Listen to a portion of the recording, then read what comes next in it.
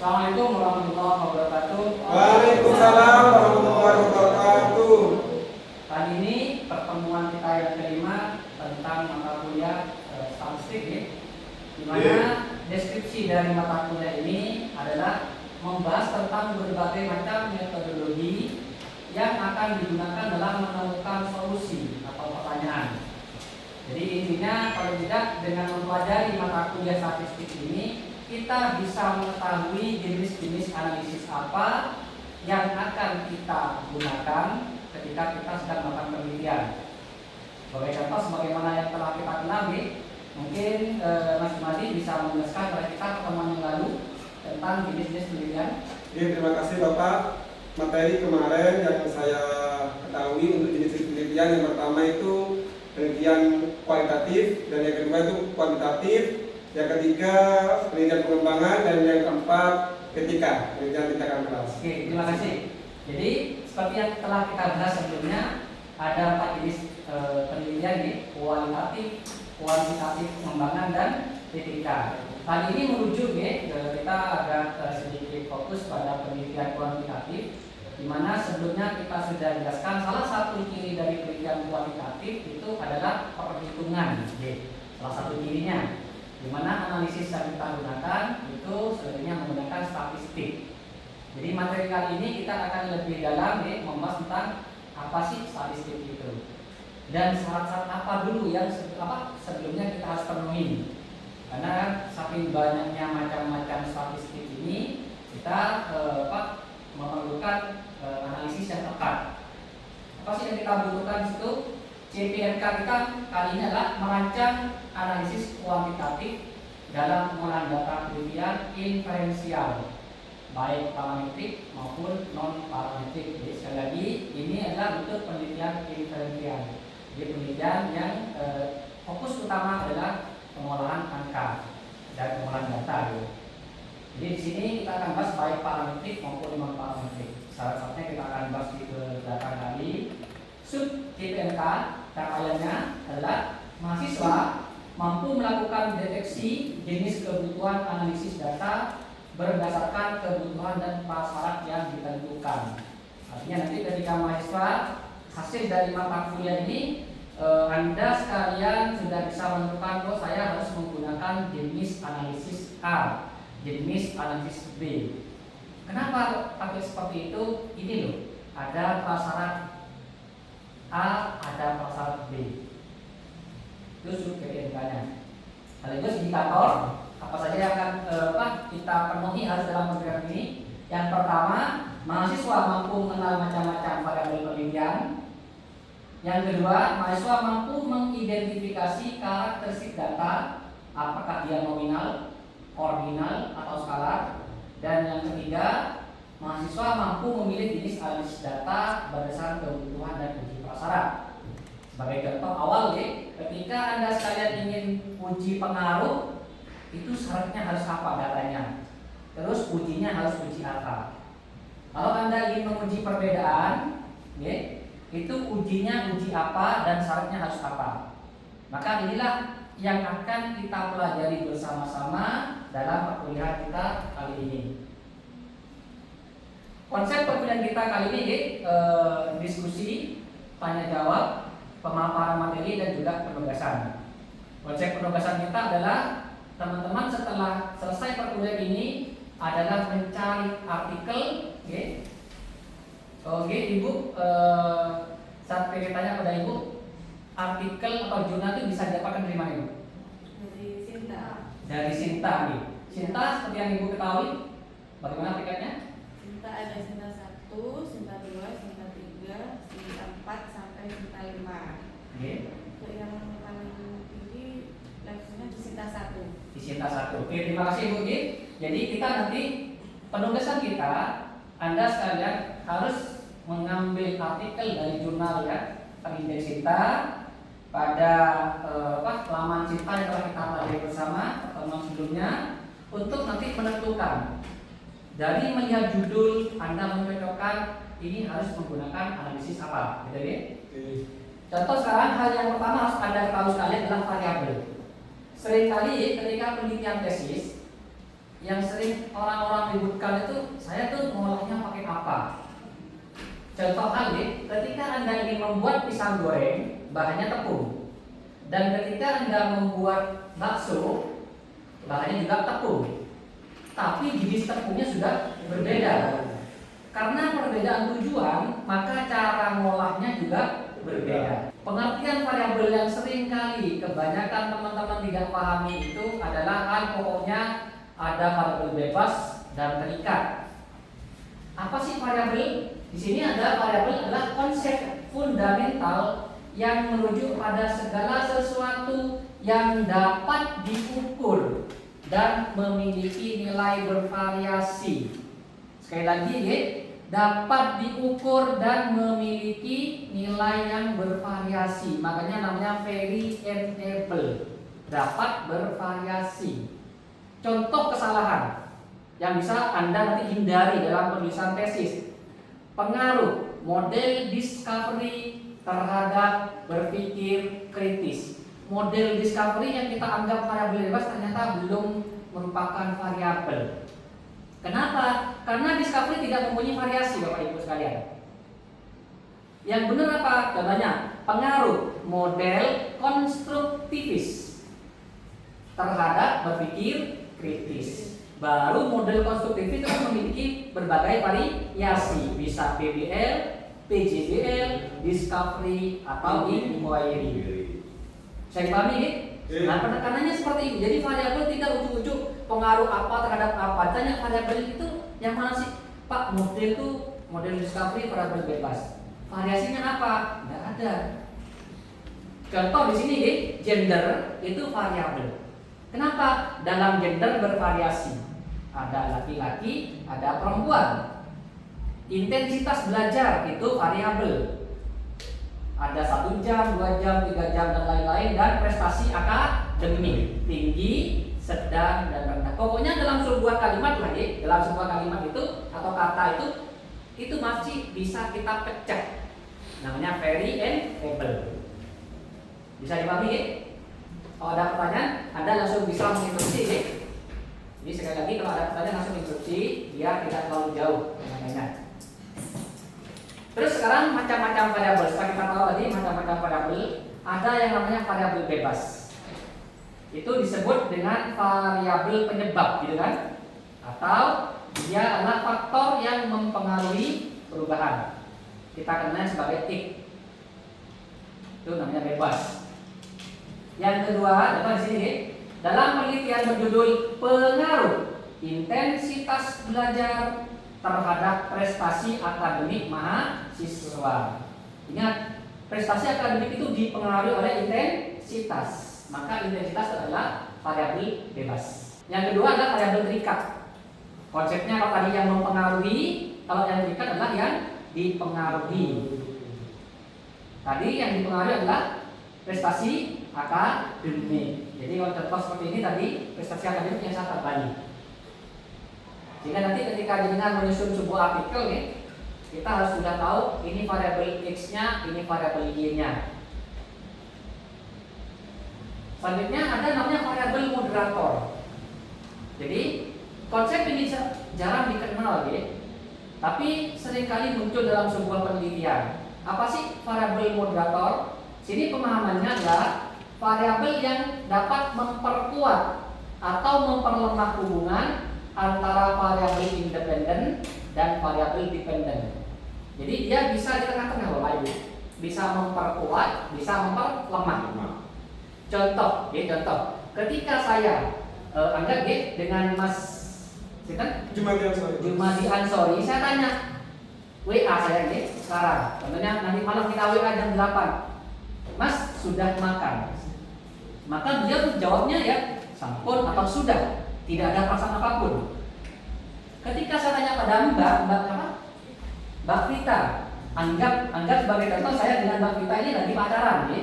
Lagi pacaran. Ketika saya bilang Mbak Vita sudah makan, maka kalimat sudah makan yang diterima oleh Mas Jumadi Ansori sama yang diterima Mbak Vita nilainya sama, tapi kesannya berbeda.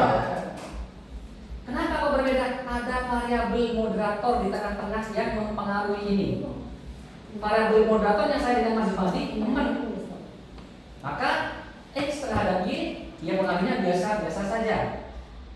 Dengan perlakuan yang sama, X terhadap Y karena ada variabel moderator yang namanya lagi kesemsem atau lagi dalam kondisi dekat PDKT, maka kalimat pendek saya itu diulang-ulang sama kita, dibaca lagi, nanti kan dibaca lagi, gitu kan? Padahal hanya kesan apalagi lagi apa, sedang apa, gitu kan? Tapi karena kondisi variabel moderator menyebabkan ini berbeda. Atau malah contoh, saya ke ibu, mohon maaf ibu bersuami, saya malam-malam jam 10 bilang sedang apa, maka kesannya ibu, ini dosen apa sih? Kok ngecek kok nggak tahu waktu, gitu kan? Kenapa? Ada variabel moderator yang malah melemahkan. Tapi dari cek ini saya ke Mbak Vita sebenarnya bukan main. Terus jam 10 masih ingat saya, contoh deh, contoh. Iya, Mbak Vita disuruh. Ini variabel moderator, oke? Jadi variabel moderator itu adalah posisinya di tengah-tengah yang tidak ikut kita teliti, tapi dia bisa menyebabkan memperkuat atau memperlemah. Jadi saya ulang kembali, ada variabel bebas yang mempengaruhi, ada variabel terikat yang dipengaruhi, dan ada variabel moderator yang memperkuat atau memperlemah. Kalau di jamu, contohnya variabel moderatornya bisa madu, bisa beras kencur. Di sini pengaruh model pembelajaran konstruktivis terhadap keterampilan berpikir kritis pada siswa dengan gender yang berbeda. Gender ini adalah variabel moderator. Bisa jadi perlakuan yang sama, hasil berbeda antara siswa putri dan siswa putra. Dan yang terakhir adalah variabel intervening. Variabel intervening ini adalah variabel yang jelas-jelas adalah perantara.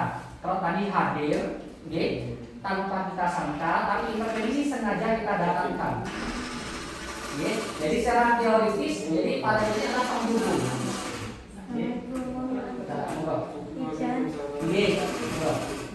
Jadi ini adalah penghubung Bapak Ibu sekalian.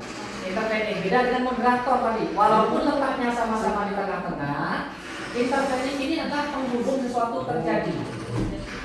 Jadi bahasa dalam pemrograman if then, jika ini terjadi maka itu akan terjadi, itu intervening. Contoh di sini, pengaruh kualitas pelayanan terhadap loyalitas pelanggan. Kualitas itu X, loyalitas itu Y. Ingat, kalau pelanggan itu akan loyal jika dia puas dulu. Paham? Jadi kualitas pelayanan itu berpengaruh pada loyalitas.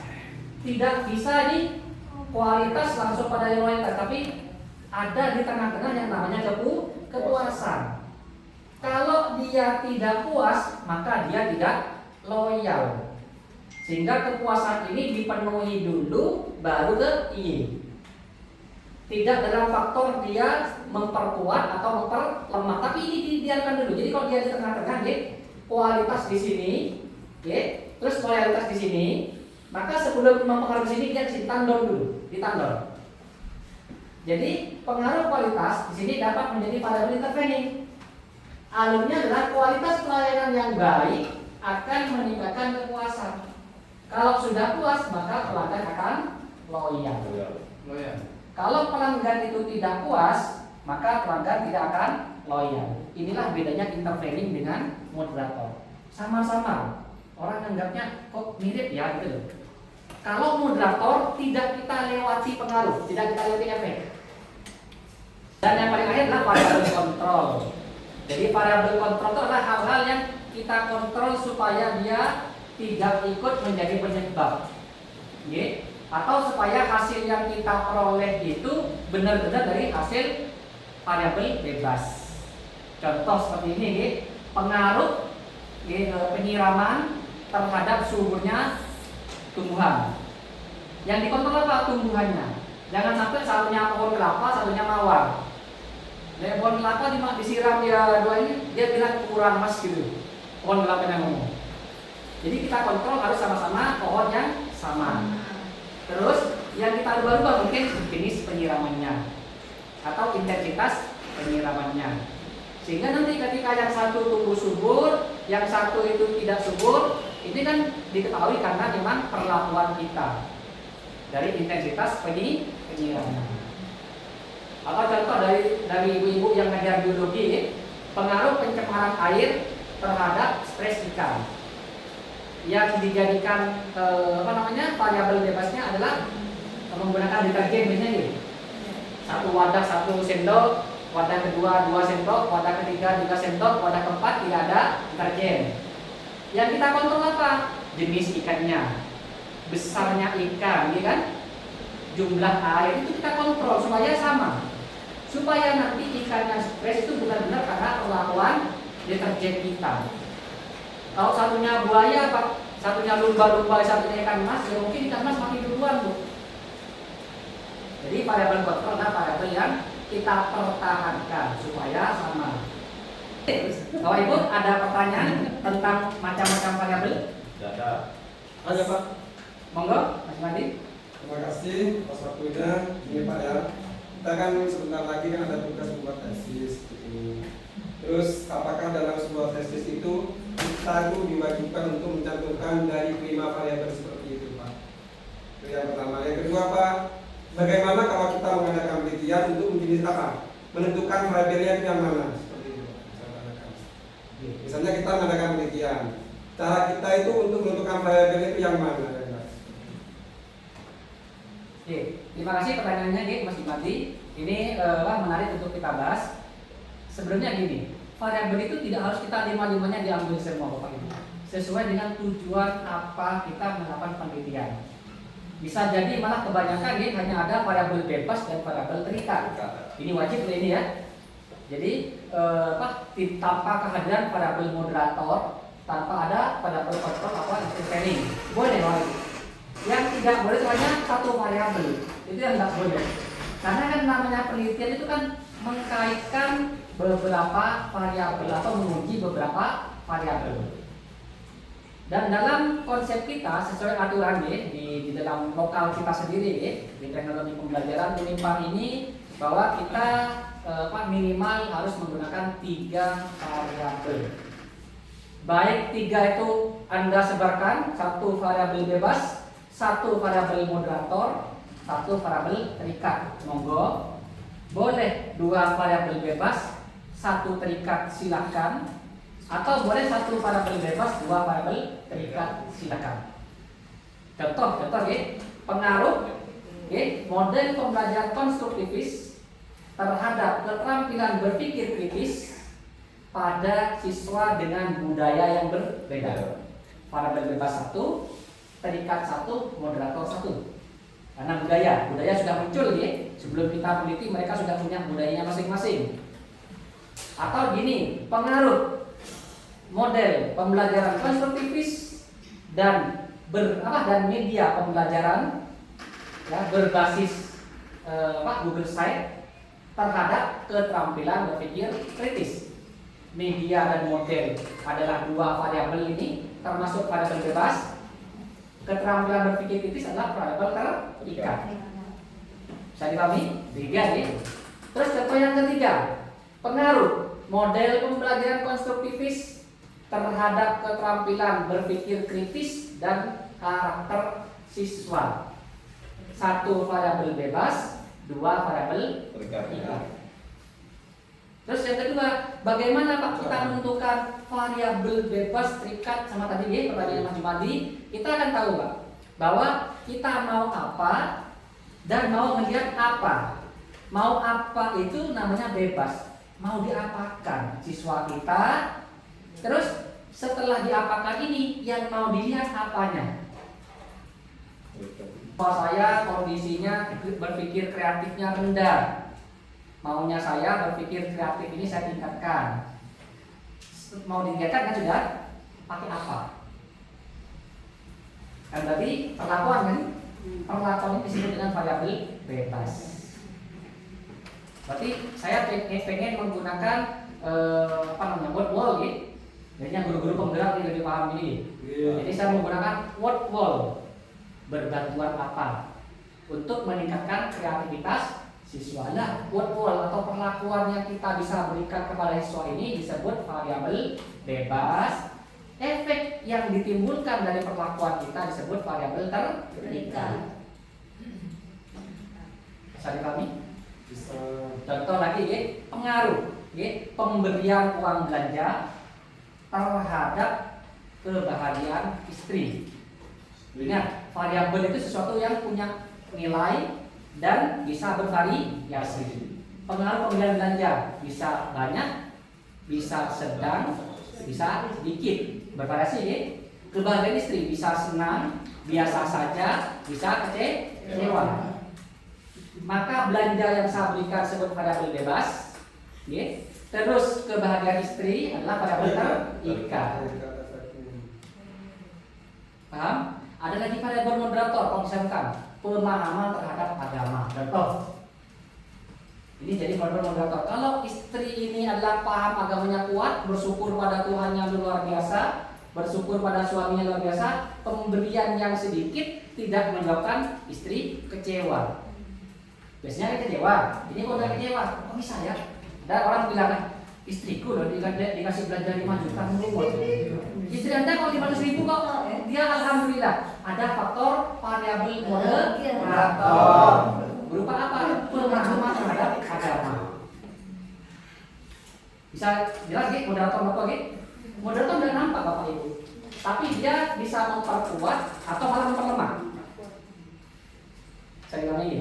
Jadi itu monggo. Jadi kan ketika kemarin pertemuan sebelumnya sudah belajar tentang cinta.